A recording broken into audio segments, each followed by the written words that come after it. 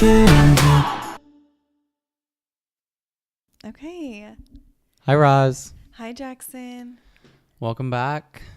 To We forgive you. It's funny that we didn't do it to like We forgive. It's really you. hard to get it out of your head.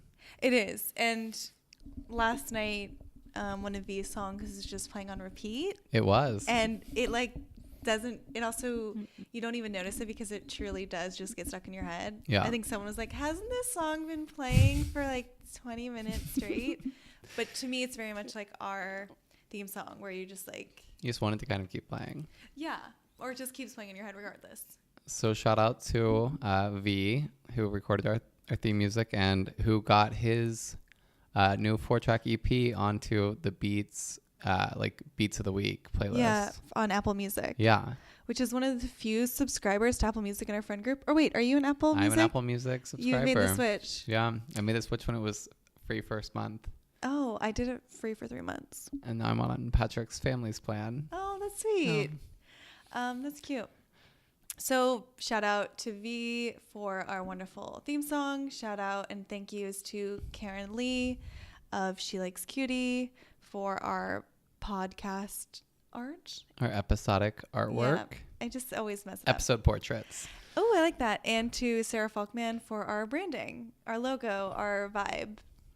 She created us So out of millennial pink nothingness. I know. So this week, Oscars are happening this weekend. But before we get too far, we did have our first caller. We did. So let's Hit it? let's play it back.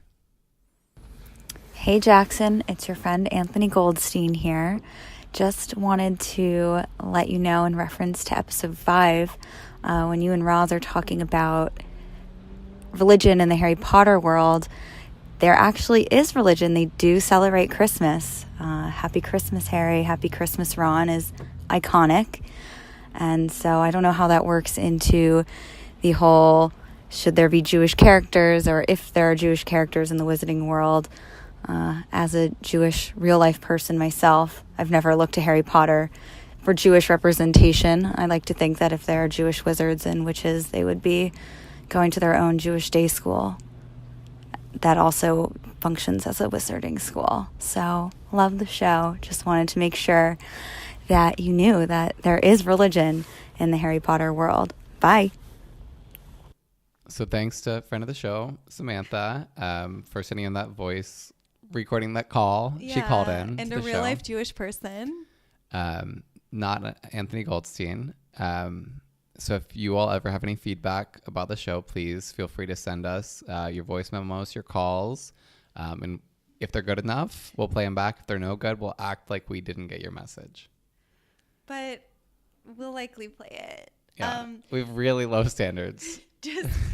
So my first knee-jerk reaction to Samantha's really thoughtful call is that I've had with my very own loving atheist Sam, is that he celebrates Christmas because it's a national holiday in the U.S. and because in the U.S. the separation of church and state, we don't celebrate religious holidays or the state itself. And I get that Harry Potter takes place in the UK, but I think it's more of a commercial holiday because like the stuff that they're celebrating at Hogwarts, I was going to say at Harry Potter World, isn't Jesus centric. Like there's no reference. Right. I mean, it's still interesting. I think like the question of Anthony Goldstein sort of still stands if like it's a cultural Christmas thing. Like, is there a cultural Hanukkah thing also happening at the same time? Right. Are there high holidays at Hogwarts? There might be, but then like that brings it more into religion because I don't see Christmas as a religious holiday. Yeah, I mean, I get people are like, oh, it's called Christmas, like you're celebrating Christmas. No, I mean, But, I'm obviously not giving that feedback, but like the tree, the gifts, I don't right, see Santa Jesus Claus, in there. like it's all just like, I don't know, like ornamentation. Exactly. So really interesting to think about though. It made me second guess, but I think ultimately, yeah, like there isn't consideration about it in Harry Potter still. We've given it more consideration than Then JK has. or that she did give it consideration and chose like to not wade into it. Right. So on a religious note, how are your Lenten promises? Ooh, you are just the king of segues. You know what? I feel like every week I'm checking in and I have like a different iteration of it. And it's been going really well. The not drinking, the exercising. I've been adding like a new, I guess I haven't done the morning thing because I haven't been feeling well still. I'm like coming out of a cold, but I've just been trying to find other ways of like little improvements. And I like you today just decided randomly, I was like, I'm actually going to do meal prep for my lunches. Yeah. So, and I like, oh my God, it took an hour and that's it. And right, like, now like whole week is easier. Exactly. And healthier. And I don't have to like be like, oh, I'm eating this and I don't want to, but it's like easy and cheap. And now it's like, oh, I did all this and I feel great. How are yours? So like you mentioned, I'm still on my attempt at a fitness kick. So friend of the show, Sarah Garrison, reminded me that I promised I'd work out 40 days of Lent, and that has not happened. I'm not working out today. First time I've missed. I did work out 5 days this week though, so that feels great. And now I'm doing meal prep so that I can do 2-a-days, 3 days a week to add in more cardio because I'm building up to a 10-mile run in May. That's exciting. Yeah. Well, I'm curious to check in next week to see how those 2 days are going. I'm curious as well. Well, because I feel like one part of it, if you're running, is like weather dependent. Yeah. I might. And it's been so rainy. Just plan on like running on a treadmill even. It's just like trying to do like a full like weight set. This is like way too intricate, but and then also like run for any amount of time in the morning means you have to be at the gym for like 2.5 hours, or like it's just like a long time, like to like also like shower there, get to work. It's just like, that's what you mean. I was like, you're gonna run for 2.5 hours. No, I meant like if you added like lifting and running and like just like getting ready, it's just like too much time spent at once. Right. Yeah. And as we've noted, we like our sleep. I really love it. Okay, well, I'm excited to check in next week and see where we are as Lent wears on. But I feel like we're getting better week by week. Yeah, for sure. We're doing something like new and different. So today is Friday. Yes. When this is airing. When this is dropping. So if something like huge happens and we don't comment on it, like forgive us. But the Oscars are on Sunday. Yep. And so I wanted to do a little bit of a rapid fire forgiveness Oscar edition. Wow. So RFF. Yeah, rapid fire forgiveness Oscars edition. For you and all your friends. You, the listeners and viewers at home, can play along. Are you ready? Tweet us your responses. Yeah, tweet us your responses, and if you disagree with Jackson or just like how my game skills are. Okay, Jackson, are you ready? I'm ready. Can you forgive falling at the Oscars? Absolutely. A fall is like one of the funniest things you can do. Forgetting to thank your spouse. This makes me think about Hilary Swank. Always. Every single time. And they ended up divorcing like soon after, so I really don't think it is forgivable. I think Sandra Bullock forgot too, right? Yeah, she didn't. And that was for the best. Maybe that was on purpose. Failing to mention the real life person / event that your role / film reflects. I think that's also unforgivable. If you're, especially if the Leto. person's still living, or if you invite them to like be your date or like to the Oscars with you, and then you don't thank them. Right. I'm thinking of like Jared Leto.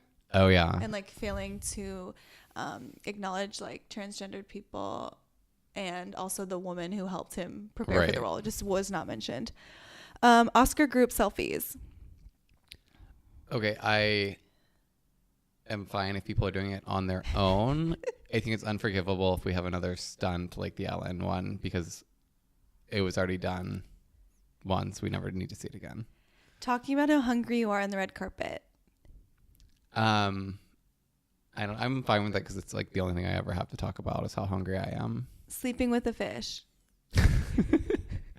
I still haven't seen Shape of Water, but I feel like that's fine. Now these next ones are a little hypothetical because one of these things no longer exists, and some of these may or may not happen. Refusing to do the manicam. Oh, forgivable. The manicam's gross. Yeah, it's so gross. Good answer. Meryl Streep winning for The Post. She was the best part of The Post. I didn't like that movie at all, though. But I would forgive it. Like, she will give a good speech and I'll be fine. Boss Baby winning animated feature. I honestly haven't even seen Coco, so I can't like fully argue on its behalf, but I think it would be unforgivable.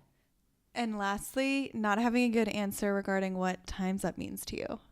Oh, no, absolutely unforgivable. If you're going to stand on behalf of Time's Up, like, I don't know, get a canned answer ready. All right, well, you completed. Yay!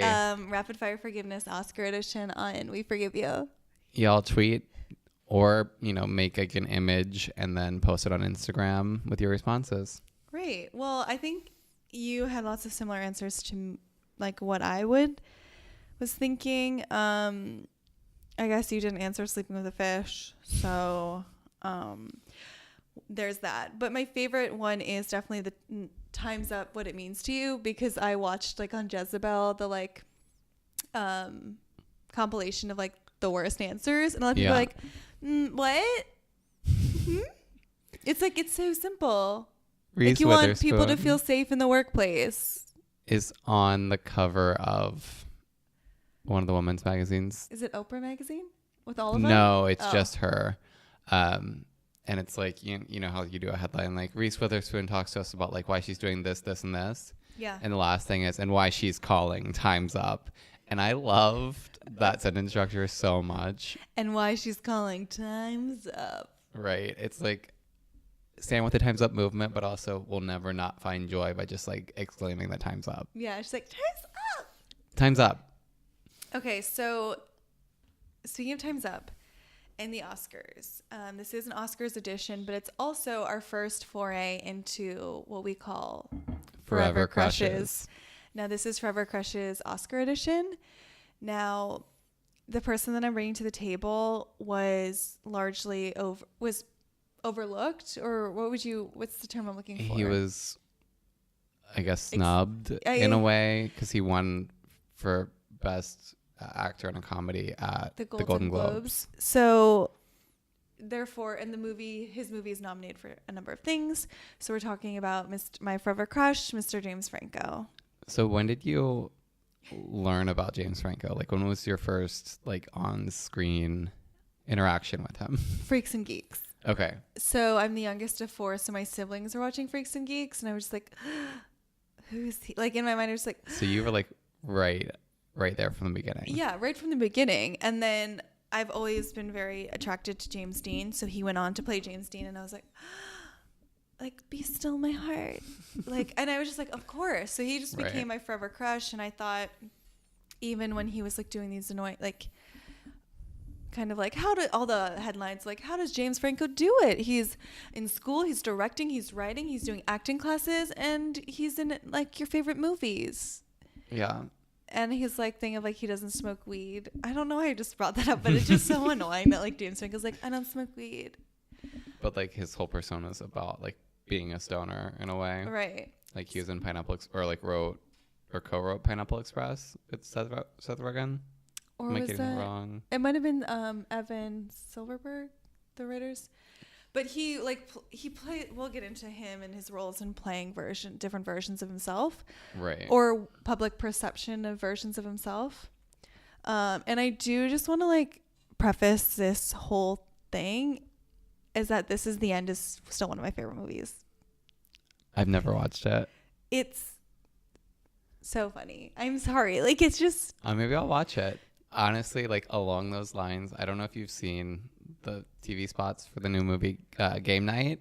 Oh my God, I want to see Game Night. I want to see it so badly. Yeah. And it's actually gotten really good reviews. Really? It looks... Maybe we should go see it together. It looks fun. I'm, like, screaming, dying to see Game Night. Yeah. I'm excited for Rachel McAdams. I know. It's the exact same. And we also want to extend our congratulations to Rachel McAdams for her alleged pregnancy. Oh, I didn't even read that. Yep.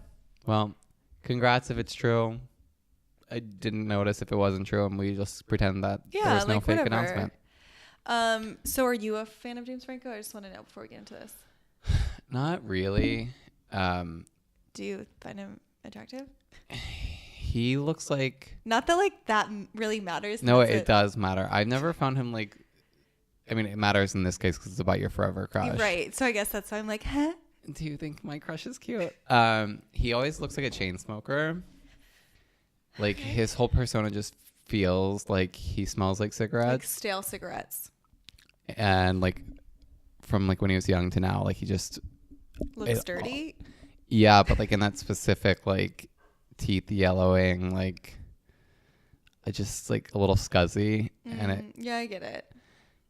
And it didn't do it for me on him. Although, like, whenever we delve into my forever crush, it's like the exact same I was like, thing. all right, you're throwing shade at my forever crush, but when we get to your forever crush, there's a lot of scars. There's a lot more gross paparazzi photos of your forever crush, but probably less gross actions than my forever crush, if that makes sense. That does make sense. All right, so to situate like his litany of offenses, I kind of see it all as like, it's all of this like in this realm of performance art that he claims to exist in, like that everything is sort of performance for him. If that makes sense, like everything he does is like a weird type of performance art. He is one of those people who think like, or like by proclaiming that like, oh, everything's performative, that means that like no one has like a concrete identity, or that like identity doesn't matter, and it almost makes him Teflon, so you can't really stick anything onto him because he's playing a character. So this is kind of like the bilateral, two-sided, double-sided coin that is James Franco. And in 2015 he wrote these 2 articles where he interviewed himself. 2 insane articles. You sent me these today, and I don't know how they went unnoticed by me when they came out, but so what, he is interviewing himself in both of them. Right. So one is for ID and one is for Out magazine, right? Yeah, I think so. So the one for Out that I feel like more people are familiar with, and this is 2015, so the height of James Franco being like a super multi-hyphenate. It's like, he's in school, he's in blah, blah, blah, he's teaching. He's on a soap opera. Yeah. He's did some documentary, I feel like that, whatever. He was doing everything and putting a lot of other people out of work. And at this time he did, and there was also... He was sort of like the Amazon of actors. He was. That's a good... Every service. He was like, I can do that. Unclear about which one you're supposed to go to him for. Okay, so the first one that like most people are most familiar with is for Out magazine, straight James Franco interviewed gay James Franco. Mm-hmm. Which like right off the bat, that's really annoying and frustrating. Yeah. And because it's weirdly pandering and also doing this thing of taking up unnecessary space. For sure. For no apparent reason. And I remember when this came out, I kind of like swept under the rug because I was like, oh, it's performance art. And what he's doing is he's trying to show like the differences between like gay actors and straight actors and how, you know, like everything is performed, and like was so quick to like turn a blind eye and be like, oh, this isn't problematic and this isn't annoying and this isn't weird. Right. But like, let's just look at this question. Straight, also the whole thing that it's like straight James, gay James, as if the only thing that can define you is your sexuality, is also really annoying and makes it not a performance and like a weird dichotomy, and that there's no such thing as like a spectrum of sexuality from someone who's like... I don't know. Let's read the question because I feel like he's not clear on what it is. Yeah, for sure. Okay, so straight James. Let's get straight James. Let's get substantial. Are you fucking gay or what? Gay James. Well, I like to think that I'm gay in my art and straight in my life. Although I'm also gay in my life up to the point of intercourse. And then you could say, I'm straight. So I guess it depends on how you define gay.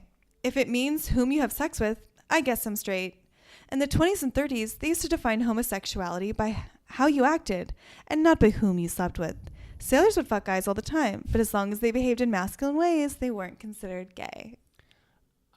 So my takeaway from this is that there's no like cohesive like grounding for this interview, because his gay James character is just a straight person who's saying that like it's Andrew Garfield. Right. It's like but it's like that. It's like, oh, I'm like living like my life as a gay man, except that I'm not a gay man. Like Andrew Garfield saying like, oh, I watch a lot of RuPaul once again, whatever, to prepare for Angels in America. But gay James here is not even like saying, oh yes, I'm a gay character. Like, I don't get the point of this exercise. It doesn't make sense. It makes no sense. And then is it like, to justify him being in milk? Like, that's what... Or making like Interior Leather Bar his like short film about like the scenes you didn't see from the movie Cruising, or like his short film about like those young boys where like one of them like drops their shorts in the basketball court or whatever. Like all of his gay to gay adjacent stories that he's either written, directed, starred in. But like the only person who's asking if James Franco is gay is James Franco at this point. Right. And even like when this came out, this is like 2015. This is like well after Milk came out. Milk came out in 2008. Right. So this is the thing that was also confusing, is nobody was really asking about it. Just because you play characters like somewhat on the spectrum of like sexuality and fluidity, it doesn't mean that people are necessarily asking you, because your public perception is this stoner guy. Yeah. Stoner guy, drug head. A big drug head. And it's just like, I think why I'm saying it's like it takes up space is that it's a pointless exercise. And by being like, well, I could be gay, it makes it... It's the same thing that we talked about Nick Jonas doing, right, except that he thinks that like Nick Jonas is just like doing it to be sexy and like appeal to more people. And James Franco thinks that this is an intellectual exercise and that he seems smart by what he's saying here. Totally.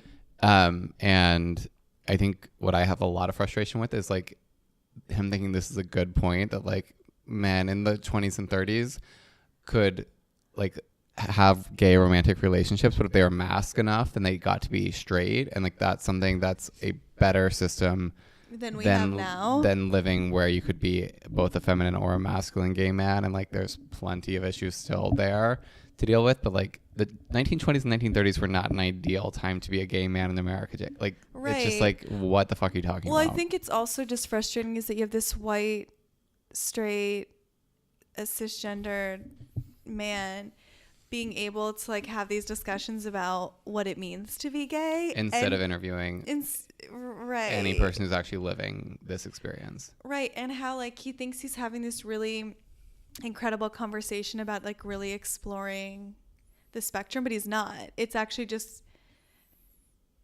it seems like it's doing more damage. It's doing more harm, I think, because you're not adding to the conversation. Right. I mean, you're just taking up space. And also, if this was published in Out Magazine, like Out Magazine also needs to stop letting people take up space when it's one of two like nationwide gay magazines. Right.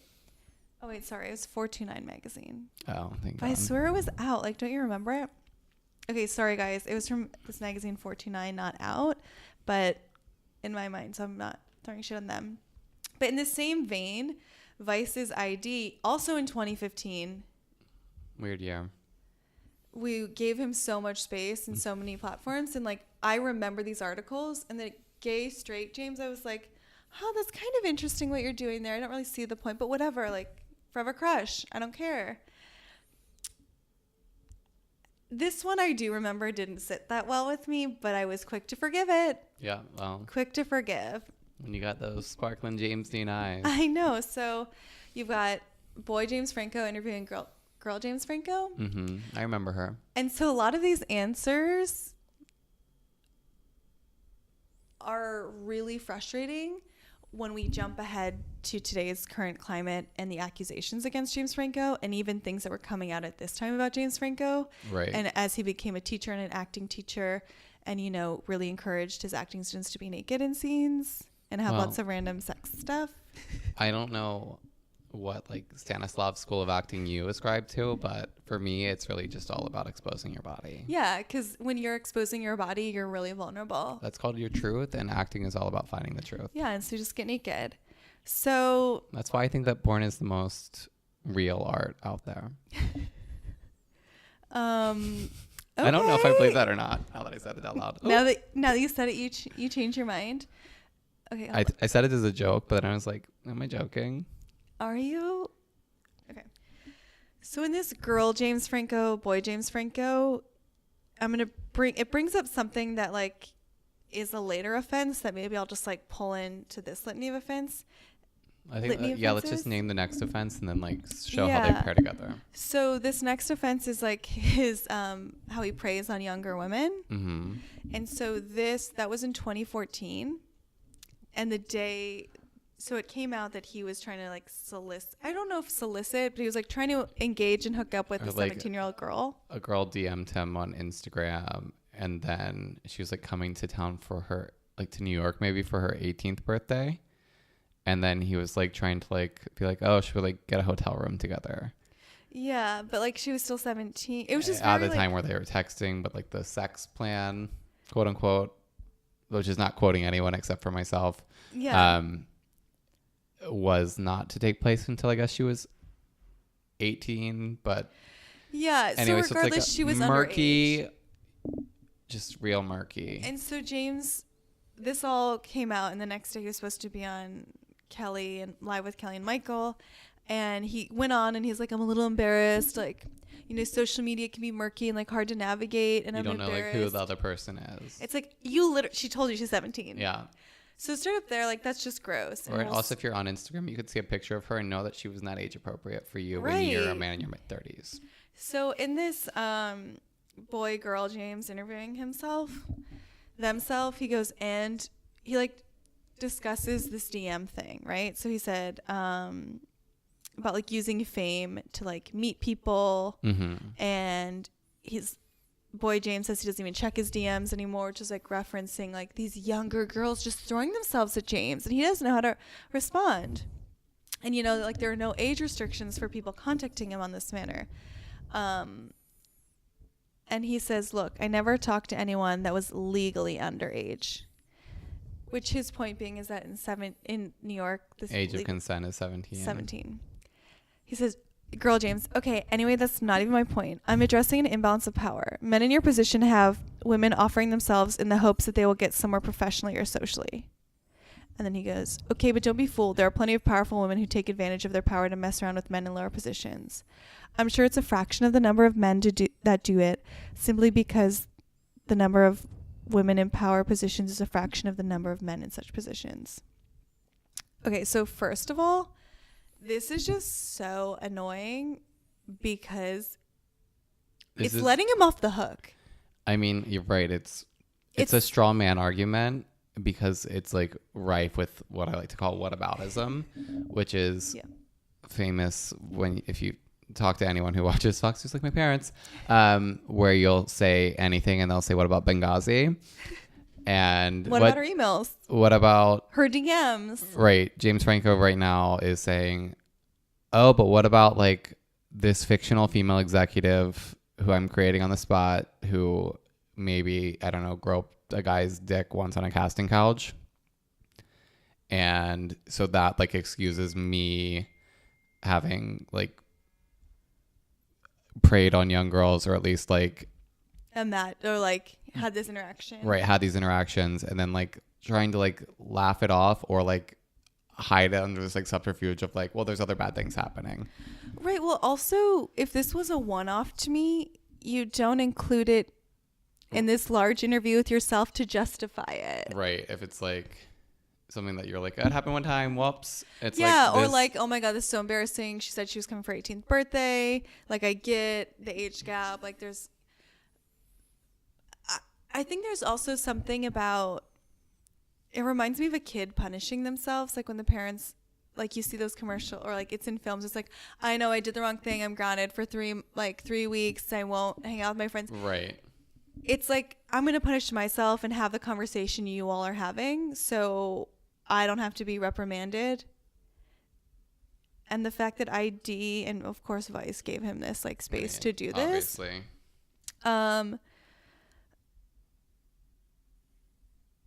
It's just really gross. Like this whole, and I'll post this article. It's just, the whole thing just makes me feel gross, and because he's just talking to himself and it's so self-indulgent and is filled up with this what if-isms, but also it's in the what if-isms, it's justification and like just, it's all sweeping. It's like, woo, on to the next thing, on to the next thing. I'm able to justify this because I'm the person on both sides of the argument. Right. I'm my own interlocutor. Yeah. So like, of course, he's not going to get pushed back by himself for giving this answer.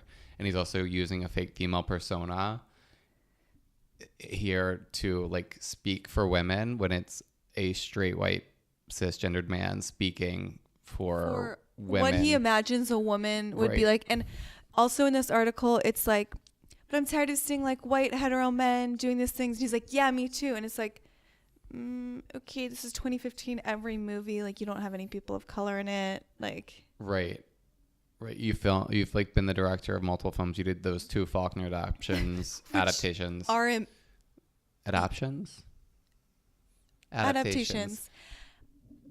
are blasphemous. I mean, they're bad, but also like, what women did you like? What female talent did you raise up there? Did you hire a female cinematographer? Did you? Oh, he cast his long-term girlfriend Anna O'Reilly in the lead role. Not anything against this actor Anna O'Reilly. Right. I'm just saying though, like, if you think that there are systemic issues and you're a power broker in Hollywood like James Franco is, then like you can't talk about them unless you're doing something about them. Well, that's also, I mean, this is a little bit like retrospective, is that we're in 2018 and he's done nothing about this, but it's like, I'm tired of this. It's just so frustrating. Right. So that brings me into the preying on teen girls. But before we fully move out of these, like the 2 James Francos, I also want to like point out that he just loves a double-sided thing, and that's shown in The Damn Deuce, where he plays twin brothers. Yeah, and like that's all I want to say about it. Like, he thinks it's like, this is the ultimate thought exercise for James Franco. Yeah, he's like, finally, I get to actually play the same person, like twins. It's his dream role. What, like, if he could go back in time, I'm sure he wishes he could get cast as Lindsay Lohan. I was just about to make the same. But here's the thing that I also just, sorry, before that joke happened, is do you remember? I'm Hallie. It's me, Annie. October 11th is their birthday. Okay, so sorry, that whole joke just really, the Lindsay Lohan reminded me of that essay that he wrote about her after they, like, the alleged sex list.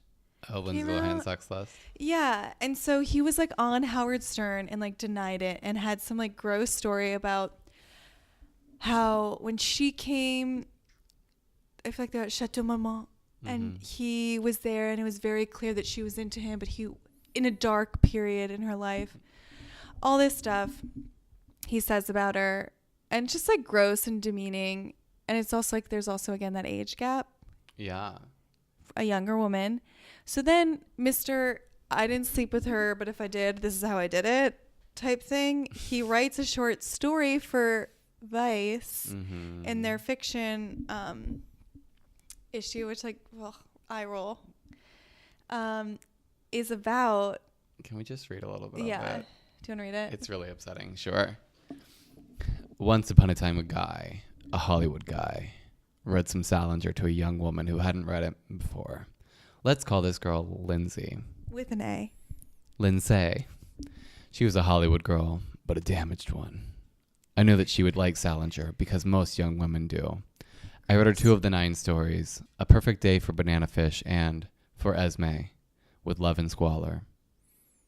Banana Fish was great because it has a nagging mother on the other end of the phone line, nothing like Lindsay's real mother, but still, the mother-daughter thing was good for her to hear. Ew. Right? Like, good for her to hear. Good for her to hear, and also, like, young women like Salinger, and I'm going to introduce him to her, Salinger. I'm going to I've got introduce her. this really obscure writer to introduce you to. Have you heard of a book called Catcher in the Rye? But like this idea of him educating her, and also using educator because he is an educator. Yes. Professor James Franco. Which also, this preying on young women, in his movie Palo Alto or Palo Alto Stories, he plays an educator / soccer coach sleeping with his student. Emma Watson. Not Emma Watson. Emma Roberts. That would be a weird role choice for Emma Watson. Yeah. So that, and he's an educator. It's just like, it's really patronizing, his like essay. And also Lindsay did this list. It was stolen, regardless if she gave it to the press and they posted it in one of those like Us Weekly or something. She was doing it for a drug and alcohol treatment or some sort of therapy, which is when you write a list of people you need to forgive or whatever. So the fact that James not only commented on it once, but wrote an essay about it and then wrote poetry about Lindsay Lohan and it was published. And it's like the Joe Jonas thing. It's like, stop. Right. I mean, she literally didn't come for you. I also like, I don't think it's that weird that someone kept like a list of people they slept with. Like the concept of like having like a black book is like not a new thing. No. And also like, of course, Lindsay was so vulnerable at this time. Like, I'm sure one of the people she surrounded herself with stole the list and like. Right. Or also like if you were dealing with like drug or alcohol problems, that probably means you're also having like memory issues at some points. Like this seems like a perfectly normal memory exercise. I don't know why I'm like continuing to defend Lindsay Lohan's sex list, but it does seem weird. Like this level of like we do need coming to defend back it. At her. It just doesn't make any sense. And also, which I'm kind of realizing the more we talk about James Franco, is that he just really feels like the hot Woody Allen. Oh my God. Oh my God. This is so hard for me to hear because it's like this, like how he's talking about like how he like taught Lindsay Lohan something is like the same way that Woody Allen talks about Sun Yi. And how in many ways Woody Allen is a woman. Mm-hmm. I might cry right now. Okay. But he's like traditionally good looking, so yeah. And so on this educator note, I also want to hit the fact that in the past months there have been recent allegations, and there have been like similar in the ways of like the murmurs of how weird James Franco's acting classes are, and that a lot of the projects he brings to his students, they, like we mentioned, get nude and naked. Mm-hmm. And then on top of that, so people are like, oh, that's gross. And there's this history of dating younger women. Or going on dates with women from his classes. Right. And so it's like you already spoke about the imbalance of power and the power structure. Right. I think what's really frustrating with James Franco is like he has to admit he knows what the issue is, because he's deciding to write these essays where his like version of a woman is telling him what's wrong with him, and then he just uses these like exercises to make excuses for himself and like have a fake female like sort of back him up by the end. But like he knows what the issues are, but then like his behavior just exemplifies that he doesn't care. Right. Or that he can exist outside of that. Like he's like, oh, like I get those are the rules, but like that doesn't apply to me because like remember when I interviewed myself as a woman? Right. It's like, oh, because like I get what you're gonna critique me for, so I've already critiqued myself. So like we don't need to have this conversation. Next. I mean, it's like I read this quote on Twitter and I've been like searching for it. What I remember it as is a quote from Marlon Brando, who obviously has his own fucking issues. Right. But about Woody Allen, and just talks about like how like the worst kind of man is like a self-deprecating man, like about Woody Allen, because like their whole thing is like, you can't say anything bad about me that I haven't already said myself. And like somehow that forgives them from like Like if you can like No, I get say it. it about So yourself, then like it- you're somehow absolved of it, and like right, that's what James because Franco's doing. you're here. already working. It's like, well, I'm already working through it, and it's very much like a Lena Dunham, Hannah Horvath Right. character thing, where it's like she literally says in the show, like, "I've anything you can say about me, you've already said worse about myself," and Marna goes like, "Doubt it," or Yeah. something like that. But it's totally that, and I would love to hear that quote because that's If anyone has seen this, I saw it like within the past 2 months on Twitter, and now I cannot find it again, and it's driving me banana fish. banana fish, love and squalor. Oh my god! So that's like earth shattering to me right now. Because I do see that James Franco is like our modern Woody Allen. Yeah. Maybe less talented. Oh, definitely less talented. Certainly as a writer actually, and director. I don't know. Writer, director, they're both just like these grown men acting like boys. And thinking it's novel. Right. Oh my God. Okay, so my issues with him, I've done like the dual nature of James Franco, that he's preying on teen girls. Oh God, like Woody Allen. And the last one plays to what you were just saying is his talent. Mm-hmm. Because I think that his best roles are is mimicry. Okay. His best roles are when he's like mimicking other people. And this is to say when he played James Dean, like I haven't watched it since I was younger. So like in my mind, he was great, but he was literally like doing a drag of James Dean. Exactly. He plays himself, or what these perceived notions of who James Franco is in these movies, like Pineapple Express, Right. like the stoner. This is the end. He literally plays A character named James Franco. Yeah, he plays himself. And now that I think about it, it's like he's one of the worst characters in the movie. But it's also one of those things, it's like I'm already aware of how annoying I am. Right. It's that thing. It's like I'm self-deprecating, so you don't even worry about it because I'm already working on that. I know it. I'm doing it. Let's go judge someone else. Right. It's the entire like concept behind Entourage. In a way, it's like, oh, like you think I'm a bad person? Well, here's a whole show about how I'm a bad person. See, I know that I'm a bad person, so I'm not a bad person anymore. Okay, Marky Mark. I couldn't do a We Forgive You about him ever because I have no forgiveness in me for Marky Mark. Okay. And I don't know if I'm ready to parse it because all I have to do is say a lot of mean things. Okay. But like that's James Franco playing James Franco and him being like a bad guy in a movie. Yeah.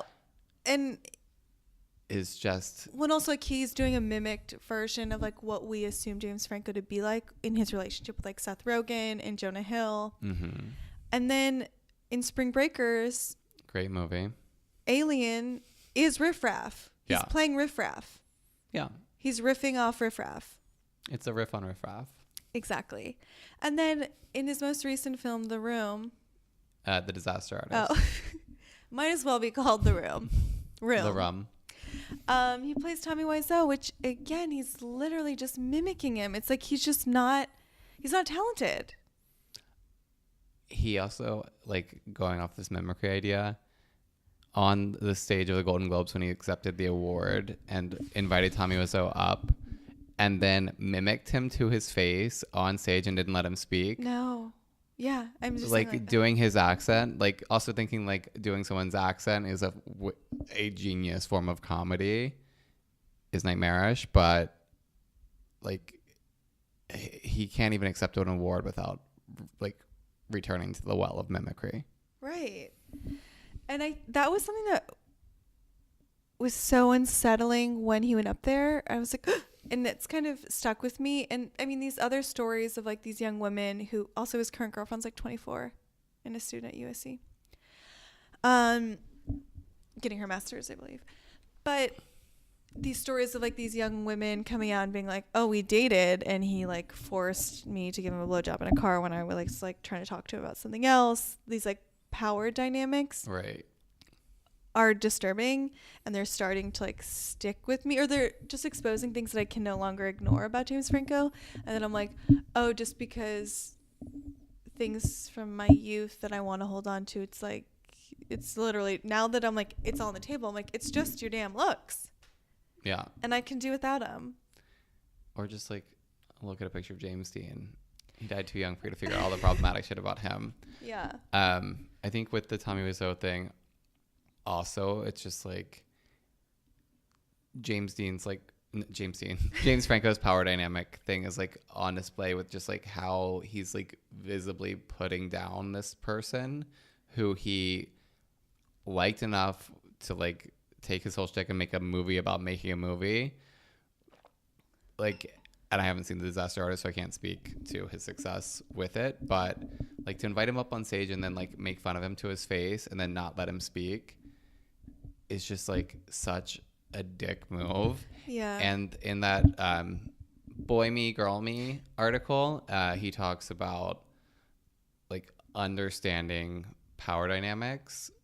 Again, another power dynamic on display. With like, it's like the girl me is like, oh, well, you don't like dating, you know, other famous actors or actresses. And he's like, yeah, because they like have to be worshipped or you have to like give them attention or whatever. They have to be equals. And then the girl me is like, you just want to be worshipped. Like you just want this attention. And like you want the other person to have to do whatever you want rather than like you having to ever, I don't know, compromise in some way. And then you're saying like, again, like he's dating another 24-year-old who's not famous. Right. And like, and he like Jake Gyllenhaal is known to like, he was dating a woman, like a young woman who's our age or younger, who was, this is a blind item, at a certain downtown restaurant that isn't the Smile, but it's on Elizabeth and it's a popular brunch spot. And he was dating he was dating a waitress from there who, from my source, was kind of would fit this mold of someone who would worship James Franco. So and who is not his equal. Or Jake Gyllenhaal. Oh, and Jake Gyllenhaal just has been known to like hit on the wait staff. Oh. And like so it's the blind item that at a popular downtown brunch spot in New York City, a waitress dated an actor who once played James Dean in the television movie. Yeah, that's the blind item. And then the blind item about a boy who was once a bubble boy. Yep. He used to really enjoy going to La Colombe, a popular coffee spot, but the one in Tribeca and the surrounding area restaurants, and hitting on waitresses there and making out with them. I don't know if this is a thing anywhere, but I love the idea of improv blind items where you hand someone like an actual headline and you have to turn it into a blind item on the spot. That's fun. Maybe that'll be a game we could play one time. I would do an improv group like that.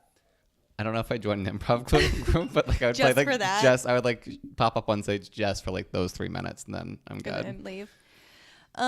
Okay, so with James Franco, I really got to a different spot with the Woody Allen thing that kind of really threw me, because I think the self-deprecating thing is really important to bring up, because what I was thinking about him on my way here was that if he could actually be the person that he thinks that he is, and be better and like make art that is more inclusive and diverse and actually give other people a voice, or just like the Tommy Wiseau thing is interesting. And having seen The Disaster Artist, I thought it was, he made Tommy very vulnerable and likable and very weird, but you felt for Tommy. And I truly don't think it was actually, I didn't feel like he was totally making fun of him. Okay. Which was interesting. But if you hadn't seen it and you just saw what happened on the Golden Globes, I just was like, that's rude. Yeah. Don't invite him up. Right. Do not invite him up. And they'd be like, whoa, this is my, like, don't. Yeah, like, get up here, man. Get up here. Yeah, bring him up when you're doing the press room. Like, do that. But not. So. Shout him out on stage, point at him. The camera will pan to him. He can smile at the camera, and you get the moment without having to, like. Be a dick. Be an absolute dick. So I think, though, it's like you're a professor. Yeah, okay, you're preying on your students, which is gross. And, like, those things I can't forgive. Don't you feel, sorry to interrupt you, that his, like, James Franco being a professor is just another form of mimicry? Like, he went to film school, slept through it, went to NYU, like... Exactly, it is. Graduate student, like... I can do this. Basically failed out and was like, I could be a professor. I watched someone do it once. And Yeah. now he's a professor. It's like he is Abernathy. Catch Me If You Can. Oh yeah, like he just like watches a pilot and is like, I'm a pilot. Yeah, he's like, I can do that. Let me get the right outfit. I mean, in his defense, I do think like 90% of people's jobs are just like being there for long enough to like know everyone's names. Yeah, and make people believe that you deserve to be there or yeah, you belong and there. then like dressing up for it. So with him being professor, again, I can't forgive the preying on the students or anything like that, or dating them or informing them to show up for orgy scenes that for movies he never gets made. But I think, though, if you are a professor and you are set on what you told Girl James, that you're tired of like these white hetero male stories, you have these students having completed a film program like from very diverse backgrounds with stories of all different sorts that you could actually bring them up with you. And there are like a lot of well-known actors that serve on the boards of like NYU and at like USC that actually do take their students' work, like Search Party. Right. So that's like Michael Showalter bringing up Charles Rogers and Sarah Violet Bliss. Right. And actually like valuing them and their voices. And I think they worked on Wet Hot American Summer, right? And then he took them on, brought them on to Search Party. Or like help them get it created. Yeah. And then also Search Party, one of the most underappreciated it's incredible television shows of the last like 5 years. Right. Or more. But I mean, those are examples. Like I went to a talk with Michael Showalter and I didn't love him, but I was like, I think it's cool what you've done, like bringing people up. And I mean, there are a million examples of this. I mean, maybe a million, but there are lots of examples of people being good educators or doing their job enough to recognize young talent and foster it and like encourage it and be like, oh, I want to get your shit made. Right. And also like by him doing that I mean, he is already like huge, but like elevated his own star more. By being and also like James Franco's platform is much larger than Michael Showalter's. Right. Like if Michael Showalter can get it done, like James Franco certainly could if he cared to. Well, I think you'd also have to be able to recognize that people outside of your own circle have stories worth telling. Oh, yeah. And have to be able to see beyond your own experience, which seems to be our biggest criticism for most people that we've discussed on the show, is that they're unable to see beyond their own story. Yeah, I mean, I think we'll eventually have to talk about our good friend Taylor. Yeah. But I think she is like the epitome of that idea that like you stop growing at the age that you get famous. So like if you become famous at 17 years old, you'll always behave like a 17-year-old because the world stops treating you accordingly after that. Right. So like James Franco got famous, like very famous in his like early 20s, and now he behaves like he's an early 20-year-old for the rest of his life. Arrested Development. Yeah. All right. So James, I don't forgive you because I have a hard time forgiving anyone who preys and sexually assaults folks. But if you're willing to do the work and get better and put out better art, then we can look back.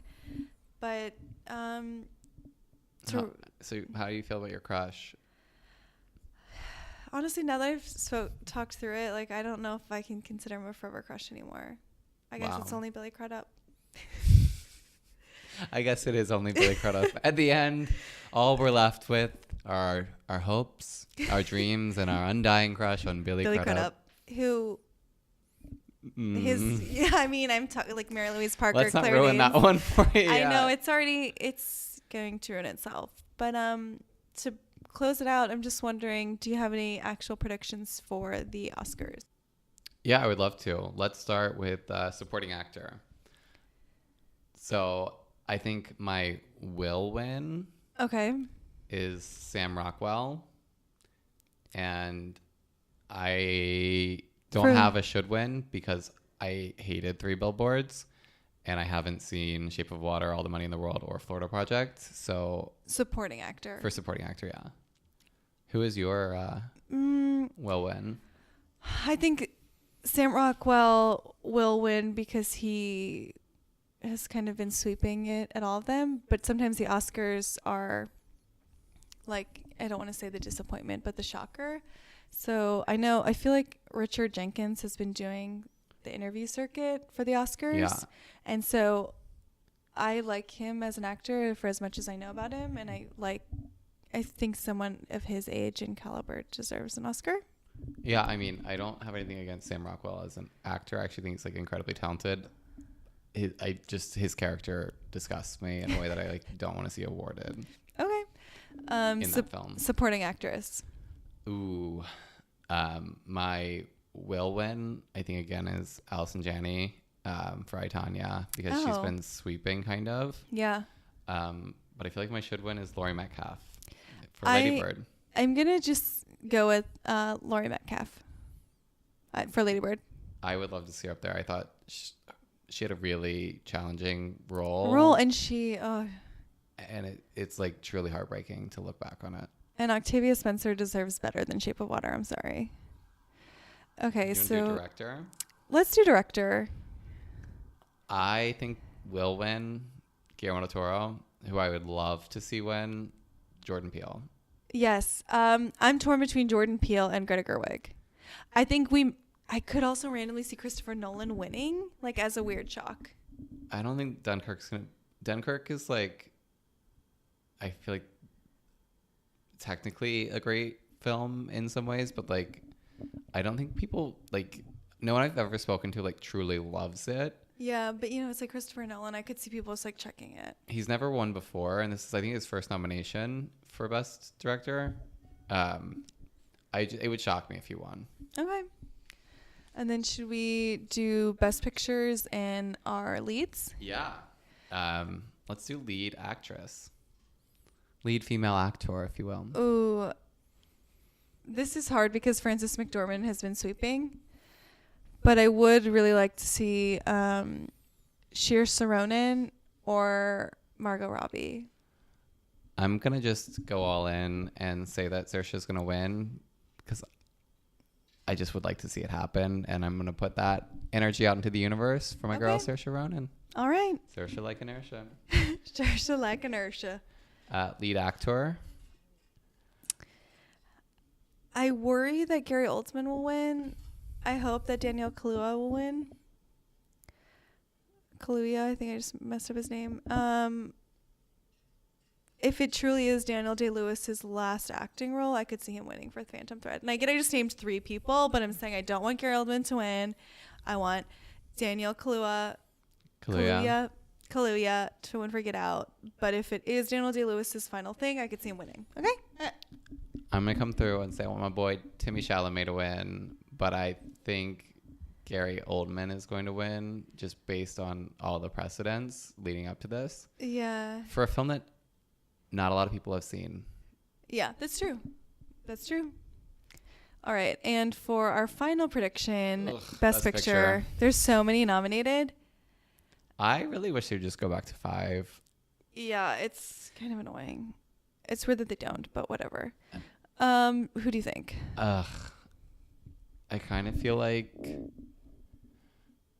I think Get Out deserves to win Best Picture here, and I'm hoping that it does. And this is sort of a Saoirse Ronan moment where I'm just doubling down. I'm willing it. I would like Get Out to win, but I oddly think The Shape of Water is going to win. I still have to watch it. I didn't get your screeners. I know. Not in the Writing Guild. Okay, well. Those are our predicts. Those are predictions. They're kind of sad because They are. we were not, because the ones we want, we don't think will, but maybe with that attitude is why they won't win. We're defeatist about this. I honestly think just because of 3 billboards, I just hated it so much. And it was leading so many things. I'll have to talk about that sometime. I know. So this has been We Forgive You. If you have any reactions, please send them over as a voice memo or a quote-unquote call. And be sure to rate, review, and subscribe. That's the number one thing you can do, honestly. It's just word of mouth. The more people listening, share. The better the whole WFY family is going to be. It's cool that you don't even know our own acronym? It's not even what is it? Like abbrev? No, acronym. WFY. We forgive you. WFY, WNYC. We're not on WNYC. All right. All right. Have a lovely week and enjoy the Oscars. Yeah, happy Oscars. And play along with Rapid Fire Forgiveness. Send us your answers. Yeah, and we're gonna post it on the Instagram, so just also you can comment. Perfect.